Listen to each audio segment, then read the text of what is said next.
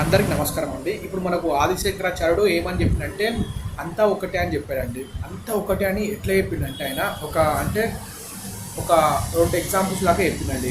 First example ఏంటంటే ఇప్పుడు ఇప్పుడు గంగా నీళ్ళు ఉంటాయి, గంగా జలం, యమునా జలం ఇట్లా ఉంటాయి కదండి. అంటే ఇటు వివిధ రకాలుగా ఉంటాయి నదులు ఉంటాయిగా.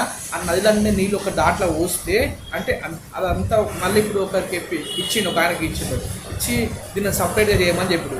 చేసిండు ఆయన, చేయనికి రాలే. ఇట్లా ఎట్లయితే కలుస్తున్నాయి నీళ్ళు అన్నీ ఒక దాకా వచ్చి మనం సపరేట్ చేయలేము, మనం అంతా ఒక్కటే అన్నట్టు ఒక ఎగ్జాంపుల్.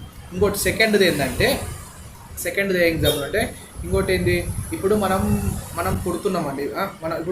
మన లోపల ఉన్నప్పుడు ఏమంటారు, మనల్ని పిండం అంటారు. ఇంకోటి ఏంది, మనం చనిపోయినప్పుడు మనకేమో అంటారు, అప్పుడేమో పిండం అంటారు. ఇంకోటి ఏంది, మనం మనం ఇప్పుడు మనం బతుకుంటామండి. మనం బతుకుంటే మనకు పెళ్ళైంది అనుకో, మన బిడ్డలకు మనం కొడుకు పుడితే మనకు ఏమైతే మనం ఒక తండ్రి అవుతాం.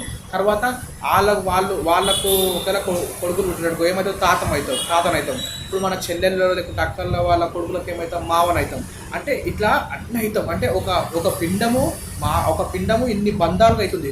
అట్లా ఆ పరమాత్ముడు ఎందుకు అంతా ఒకటి అంటే మనం ఒక పిండమే ఇన్ని రకాలుగా అవుతుంది. ఆ పరమాత్ముడు అంత తేజస్సుతో ఉంటాడు అని చెప్పడానికి, ఆ తేజస్సులో ఆ పరమాత్ముడు తేజస్సులో మనం అందరం ఒక్కటి కావాలంటే ఏంటంటే అది ధ్యానంతోనే సాధ్యం. ధ్యానం చేస్తే అంతా ఒకటి అయిపోతుంది.